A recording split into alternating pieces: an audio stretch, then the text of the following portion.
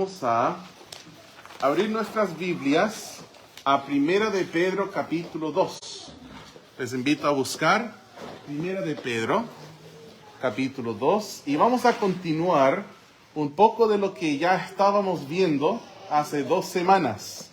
Así que les invito a buscar Primera de Pedro 2 y vamos a estudiar sobre la abstinencia de un peregrino. Busquen Primera de Pedro capítulo 2 y van a ser solo 2 versículos cortitos los que estudiaremos juntos en esta ocasión. Un mensaje corto esta tarde. Sabes que los pastores bautistas normalmente no mienten, pero si dicen que es un mensaje corto, debes dudar. Primera de Pedro 2, versículos 11 y 12, dicen así: Amados, yo os ruego como a extranjeros y peregrinos, que os abstengáis de los deseos carnales que batallan contra el alma, manteniendo buena vuestra manera de vivir entre los gentiles, para que en lo que murmuran de vosotros como de malhechores, glorifiquen a Dios en el día de la visitación, al considerar vuestras buenas obras. Vamos a orar por el mensaje y pedir que el Señor obre en nuestros corazones. Así que les invito a acompañarme orando. Padre, es un privilegio estar detrás de este escritorio sagrado que es el púlpito y tener este libro santo abierto. Pedimos, Señor, que obres en nuestros corazones. Deseamos escuchar de ti, no para que tus palabras caigan en oídos sordos, sino para que tu verdad tome raíz en nuestros corazones y fructifique, y que produzca fruto en nuestras vidas para tu honra y tu gloria. Hemos venido a este lugar porque creemos, pero te pedimos que ayudes nuestra incredulidad. Hemos venido a este lugar, nos hemos reunido con nuestros hermanos porque te amamos. Deseamos crecer en este amor. Deseamos ser santificados por ti. Deseamos, Señor, crecer en la gracia y en el conocimiento de Jesús. Y si hay alguien bajo el sonido de mi voz que no conoce a Cristo como Salvador, que no tiene certeza de su salvación, te ruego, Señor, que hoy sea el día que decidan arrepentirse y creer en la sangre de Jesús, su muerte, su sepultura, su resurrección, y que así tengan vida eterna. Gracias, Dios, en el nombre de Cristo te pido estas cosas. Amén. Si ustedes se acuerdan, estuvimos estudiando un poco hace 2 semanas sobre el tema de ser extranjeros y peregrinos en esta tierra. Nosotros estudiamos y vimos que somos forasteros, somos extranjeros, somos peregrinos. Nuestra ciudadanía está en los cielos. Nosotros somos ciudadanos del reino de Dios. Buscamos una patria mejor, una patria celestial. Nosotros en el momento de ser salvo, fuimos librados del reino de la potestad de las tinieblas, y fuimos trasladados al reino de su amado Hijo. Si tú todavía no sabes que eres ciudadano del reino de los cielos, necesitas entender que Dios dio su amado Hijo por ti, por las grandes ofensas que tú has cometido contra Él. ¿Qué ofensas dices?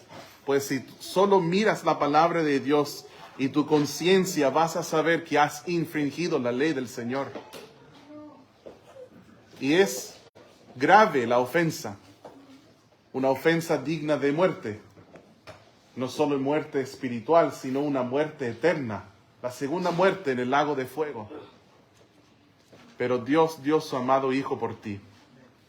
Murió en la cruz, derramó su sangre por tus pecados, y al tercer día Él resucitó.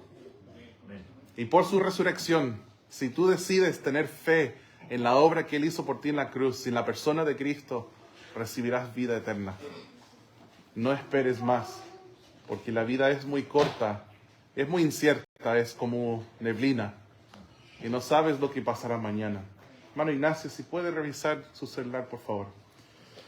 Nosotros tenemos nuestra ciudadanía en los cielos. Somos embajadores en nombre de Cristo. Buscamos primeramente el reino de Dios. Y esto nos lleva al pasaje donde dice, amados, yo os ruego como a extranjeros y peregrinos. Me llama la atención que el Señor usó las palabras rogar.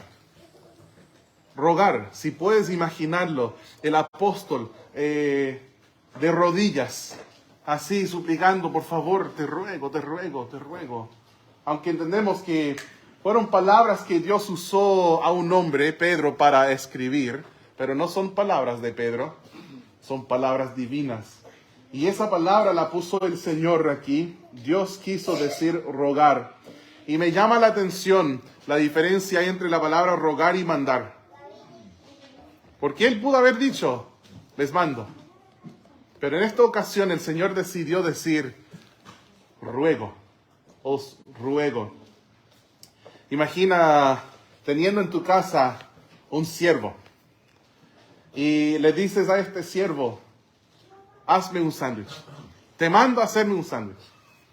Tú puedes mandarle a hacerlo, ¿cierto? ¿Sí? Lo va a hacer. Te va a preparar un sándwich. Pero no puedes mandarle que te lo prepare con cariño. No sé si me entienden. Puedes rogarle que haga algo, mandarle que haga algo. Pero no puedes mandarle que te ame. O que tenga cariño por ti, preparándote el sándwich. Y en realidad, hermanos, si nosotros pensamos en esto, lo que Dios nos va a decir en el texto acerca de la abstinencia, Él puede mandarnos, pero en realidad nadie puede obligarte que tú abstengas de los deseos de la carne. Podríamos memorizar 100 versículos que te manden a hacerlo. Pero si tú decides ser seducido y decides en el momento más bien obedecer la carne, el viejo hombre, que el nuevo hombre. Si tú decides andar en la carne y en vez de andar en el espíritu, va a ser tu decisión. Y aquí Dios está rogando, lo cual por lo menos a mí me toca en el corazón. El amor que tengo por Él. ¿Quién soy yo para que Dios me ruegue algo? Yo no soy nada. Soy polvo de la tierra. Mi carne es como la hierba. Mi gloria es como la flor. Yo soy indigno de que Él ni piense de mí. Pero me está rogando. Casi como tomar tu hijo por las mejillas y decirle, quizás un hijo que ya tiene 18, 20 o 25 años, que ya no puedes decirle, o si no la vara. No, pero tomarle y decir, hijo, te ruego, no hagas esto. No hagas lo que estás pensando hacer. Hijo, te ruego, toma buenas decisiones que honran a tu Padre Celestial, en buena representación de tu patria celestial. Por amor a la patria, haz lo que debes hacer y evita lo que no debes hacer. Nos dice en el versículo 11, amados, yo os ruego, como a extranjeros y peregrinos, que os abstengáis de los deseos carnales que batallan contra el alma. Interesante, uno de mis mentores siempre me decía, el pastor Wilkerson me decía, no luches contra el pecado. ¿Qué? ¿Cómo? ¿Quieres que simplemente lo haga? No, él decía, arranca. Arranca. A veces nosotros pensamos que somos muy fuertes y nos ponemos en situaciones muy comprometedoras.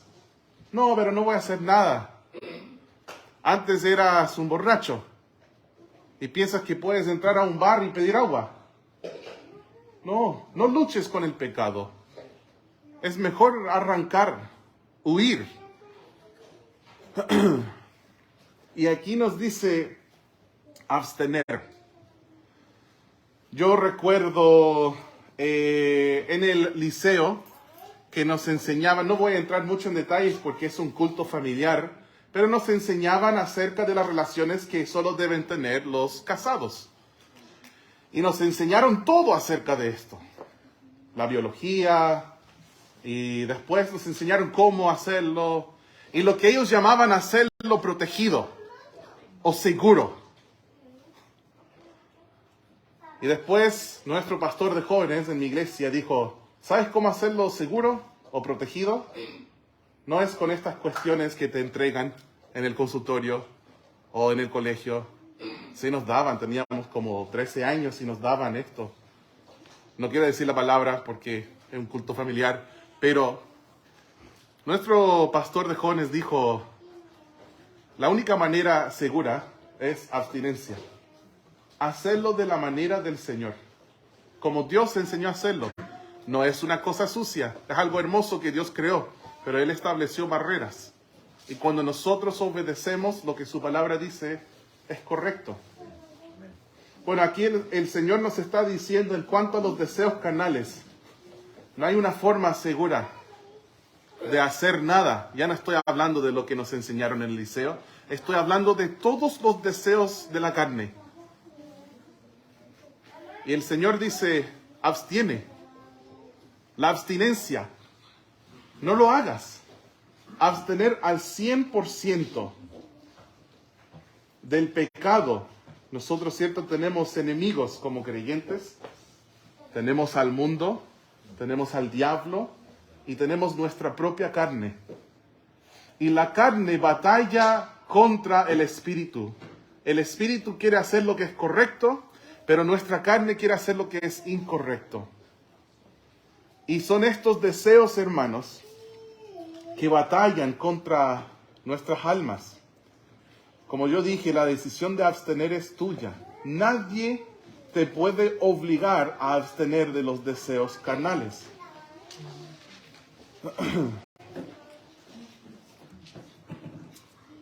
Cuando hablamos de los deseos carnales, estamos hablando de los deseos que van en contra de la palabra de Dios. Todo lo que la palabra de Dios nos enseña que es bueno, si tú deseas esto, es bueno. Todo lo que la palabra de Dios nos dice que es malo, si lo deseas, es malo. Estamos hablando de estos deseos carnales, lo que va en contra de la Biblia. Si de repente en tu corazón nace el querer robar, ¿es un deseo espiritual o carnal? Carnal. Si en tu corazón nace el deseo de contar el chisme que recién, el más nuevo que escuchaste, ¿es un deseo carnal o espiritual? Si en tu corazón nace el deseo de repartir un tratado a un vecino, ¿un deseo carnal o espiritual? Espiritual. No es difícil saber, hermanos. No es una ciencia saber cuáles son deseos carnales y cuáles son deseos buenos. Y tenemos muchos versículos que hablan acerca de esto. Hay una palabra bíblica que habla mucho de los deseos que son malos. ¿Qué palabra es? Dígalo más fuerte. Concupiscencia. No es una palabra muy común en el castellano, pero para los creyentes de la palabra sí, es común. La Biblia habla de eso, por ejemplo, en 1 de Pedro 4:2, dice así, dice, para no vivir el tiempo que resta en la carne, conforme a las concupiscencias de los hombres, sino conforme a la voluntad de Dios. Estas concupiscencias son como poner una línea en arena. Y Dios dice, no cruces la línea. Pero en ti, tú piensas y quieres acercarte lo más cerca de la línea posible. Te acercas, levantas el pie y dices, no estoy cruzando la línea todavía. ¿Cierto? Como un niño que le dice que no hagas algo y se acerca lo más... Y después, este deseo, estas ganas de cruzar la línea, son concupiscencias. Es el deseo desordenado que hay en ti, el deseo de lo prohibido. Son concupiscencias. Y estos son los deseos que antes manejaban nuestra vida. Como una rienda suelta. hacíamos lo que nos daba las ganas o deseos, lo que nosotros queríamos hacer. Estos son los deseos carnales de los cuales habla 1 de Pedro 2:11. En Efesios 4, versículo 22, también habla de la concupiscencia o estos deseos. Quiero leerlo. Efesios 4:22 dice: en cuanto a la pasada manera de vivir, despojaos del viejo hombre, y fíjate lo que dice, que está viciado conforme a los deseos engañosos. Ahí es otro pasaje que nos habla de la concupiscencia. En 2 de Timoteo 2:22 habla de las pasiones juveniles. En Gálatas 5, vayan conmigo, es justo antes de Efesios. Gálatas 5, empezando en el versículo 16. Dice: digo pues, andad en el Espíritu, y no satisfagáis, ¿qué dice? Los deseos de la carne. Porque el deseo de la carne es contra el Espíritu. Y el del Espíritu, o sea, el del Espíritu es contra la carne. Y estos se oponen entre sí para que no hagáis lo que quisierais. Pero si sois guiados por el Espíritu, no estáis bajo la ley. ¡Wow! ¿Qué impacto tiene eso con lo que estudiamos en la mañana? Amén, de Romanos 7. Dice: y manifiestas son las obras de la carne, que son adulterio, fornicación, inmundicia, lascivia, idolatría, hechicerías, enemistades, pleitos, celos, iras, contiendas, disensiones, herejías, envidias, homicidios, borracheras, orgías y cosas semejantes a estas. Eso abarca todo, ¿no? Él dice, no solo lo que dije, pero si hay algo parecido a esto también. Acerca de las cuales os amonesto, como ya os lo he dicho antes, que los que practican tales cosas no heredarán el reino de Dios. Mas el fruto del Espíritu es amor, gozo, paz, paciencia, benignidad, bondad, fe, mansedumbre y templanza. Contra tales cosas no hay ley. Pero los que son de Cristo han crucificado la carne con sus pasiones y deseos. Si vivimos por el Espíritu, andemos también por el Espíritu. También haciendo vínculo con lo que estudiamos en la mañana. Me acuerdo de un versículo en Romanos 13. Vayan conmigo, por favor. Romanos 13, al final del capítulo. Versículos 13 y 14. Romanos 13:13 dice: andemos como de día, honestamente, no en glotonerías o borracheras, no en lujurias y lascivias, no en contiendas y envidia, sino vestíos del Señor Jesucristo y no proveáis para los deseos de la carne. El Señor nos está diciendo esta tarde: te ruego, como un forastero en esta tierra, como un peregrino, como un extranjero, como un ciudadano de mi reino, como un embajador en nombre de Cristo, te ruego que abstengas de los deseos carnales. Y hermanos, quizás la primera mentira de todas es que Dios te está prohibiendo algo bueno y va a ser para tu daño. Él te dice no comer de ese árbol, pero es porque Él sabe que el día que comieres, que Dios está reservando algo bueno de ti. Y esa es la mentira. Cuando la verdad es que tal deseo de la carne batalla contra tu alma. Al ser seducido y caer en esa tentación, va a ser para tu mal. No va a ser para tu bien. Yo sé que hay cosas que pueden parecer divertidas en el momento. Mientras tanto, sabemos en lo profundo del corazón que son cosas dañinas. La mentira del pecado es que puedes disfrutar de lo prohibido sin experimentar las consecuencias. Pero estas cosas son aquellas que batallan contra el alma. El alcohol. Por el veneno en el alcohol, literalmente es veneno, es tóxico, el etanol. Pero consumiendo etanol en cantidades pequeñas te produce un alto, ¿cierto? Una euforia. Y sí puede ser divertido en el momento, dándote veneno en cantidades pequeñas. Pero después viene cirrosis. El cigarrillo, cáncer, fornicación, sidas. Sí puede parecer divertido en el momento, glotonerías, obesidad mórbida. Puede parecer entretenido en el momento, divertido, placentero, pero hay consecuencias. Son cosas que batallan contra nuestra alma. Nos cuesta entender, siendo seres de tres partes, espíritu, alma y cuerpo, nos cuesta entender cómo la carne y el alma pueden estar conectados, pero lo son. Es así. Es así. Y lo que nosotros hacemos en la carne afecta nuestro ser completo, el espíritu y el alma. Estas son cosas que batallan contra el alma. Él nos está rogando que abstengamos de los deseos carnales, que va a ser para nuestro bien, pero no es solo para nuestro bien, es también para el bien del reino. Es para el bien del reino. El versículo 12 dice, manteniendo buena vuestra manera de vivir entre los gentiles.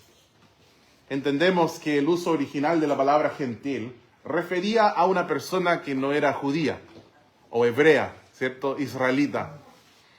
Pero se usa mucho en el Nuevo Testamento para referir a las personas que son incrédulos. Y aquí está hablando de los incrédulos, de los gentiles. Y está hablando acerca de nuestro testimonio entre ellos. Cuando nosotros sucumbimos a la tentación, estamos dejando al pecado reinar en nuestro cuerpo mortal, presentando nuestros miembros al pecado como instrumentos de iniquidad. Y cuando esto hacemos, se echa a perder nuestro testimonio entre los perdidos. En vez de brillar la luz como luminares de este mundo, nuestra luz se mezcla con las tinieblas y deja de ser luz. Somos como una sal insípida, ni caliente ni frío, sino tibio. Cuando debemos ser extranjeros y peregrinos, o sea, diferentes, llegamos a ser igual a este mundo. Hay cosas llamativas de los extranjeros, ¿cierto? Su acento es una de las primeras cosas. Si es que hablan nuestro lenguaje, su acento. O si hablan otro lenguaje, eso es llamativo. Son diferentes en su manera de vestir. Son diferentes en sus costumbres. El domingo pasado prediqué en una iglesia haitiana. ¿Sabes que los haitianos comen espagueti para desayuno? Son cosas raras, ¿no? Son costumbres que para nosotros son cosas raras. Y tú debes ser raro en este mundo. Porque hablas diferente, te ves diferente. Eres diferente, porque no eres de aquí. Estás en el mundo, pero no eres del mundo. Aquí en este mundo tú eres un peregrino, un extraño, un forastero, que está en su peregrinaje dando vueltas, representando otra patria, embajador de Cristo. Y debe ser diferente.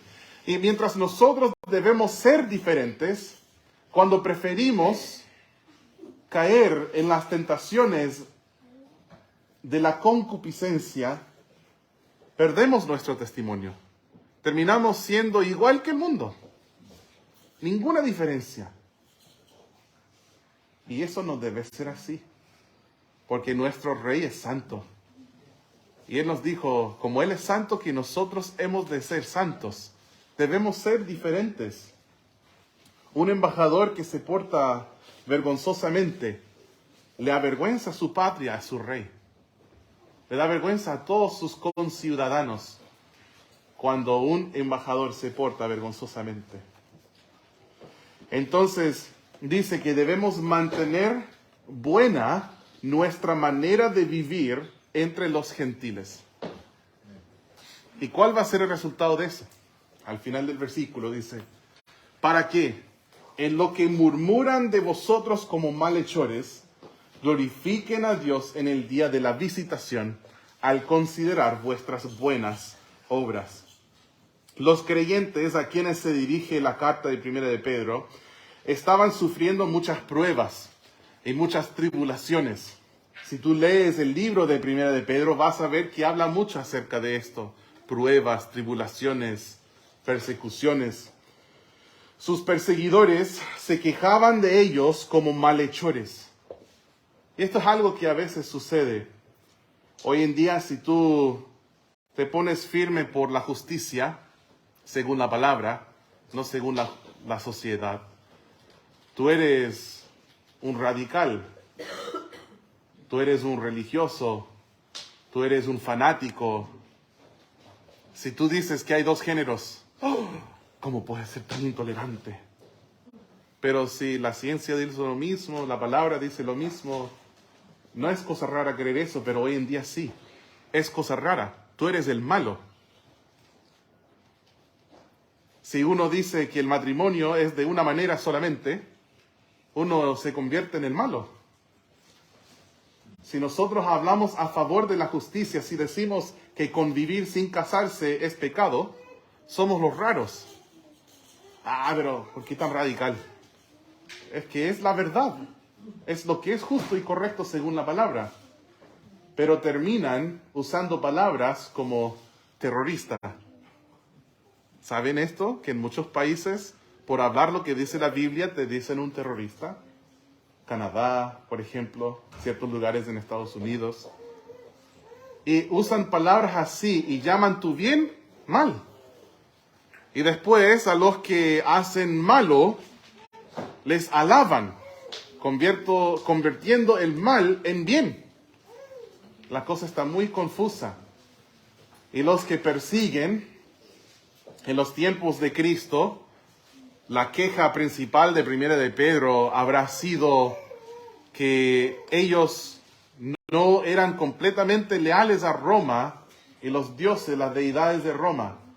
Roma te dejaba tener tu Dios hasta que tú dijeras que era el único Dios. Y ahí tenías problemas con Roma. Pero esa es la afirmación de la Biblia. Y la verdad es que hay un solo Dios. Y hay un solo camino a Dios. Es Jesús. No hay salvación en ningún otro. No hay otro nombre bajo el cielo dado a los hombres en que podamos ser salvos. Él es la única manera de llegar al Padre. Y esto causa problemas para creyentes a través de los siglos. Y los cristianos en Roma lo estaban viviendo. Los cristianos a quienes se dirigió esta carta lo estaban viviendo.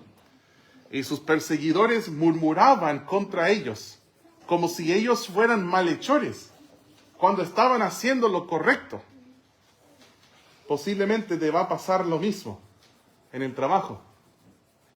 Quizás hay muchos trabajadores y entre 20 todos se ponen de acuerdo de mentir y robar de la empresa.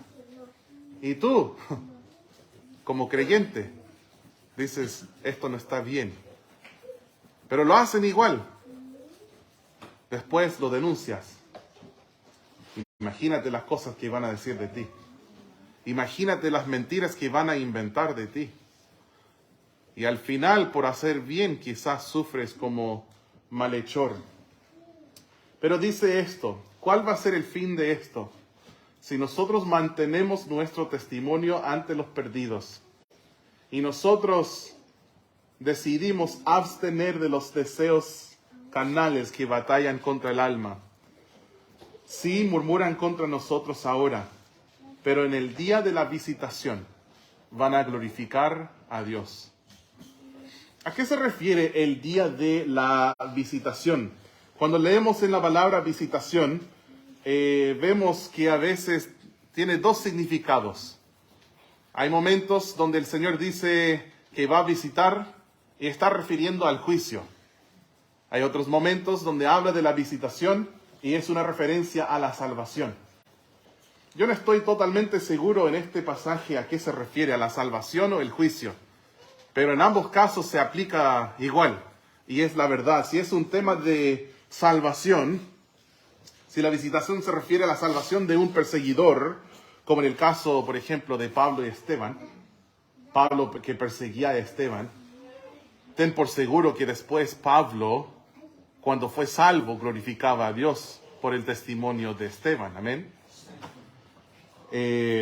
Entonces se convierte a Cristo un perseguidor y entenderá el buen testimonio de quien le influenció por Cristo y glorificará a Dios.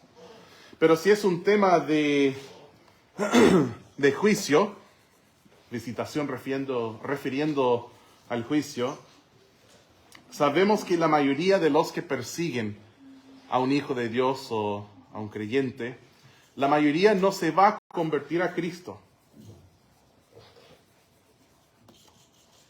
Pero hay un Dios justo y viene el día del juicio. Y en aquel juicio, los perseguidores de los hijos de Dios glorificarán a Dios cuando se acuerdan de las buenas obras de aquellos que perseguían. En el Sermón del Monte Jesús también enseñó lo que este versículo confirma. En Mateo 5:16 el Señor Jesús dice: así alumbre vuestra luz delante de los hombres, para que vean vuestras buenas obras y glorifiquen a vuestro Padre que está en los cielos. Hermanos, Dios quiere que abstengamos de los deseos de la carne. Es para el bien del peregrino, porque son cosas que batallan contra nuestra alma. Pero también es bueno para el rey, para él, porque van a ver nuestras buenas obras y van a glorificar a él. Que seamos este reflejo de su gloria y que así alumbre nuestra luz. Vamos a tomar un momento para orar. Les invito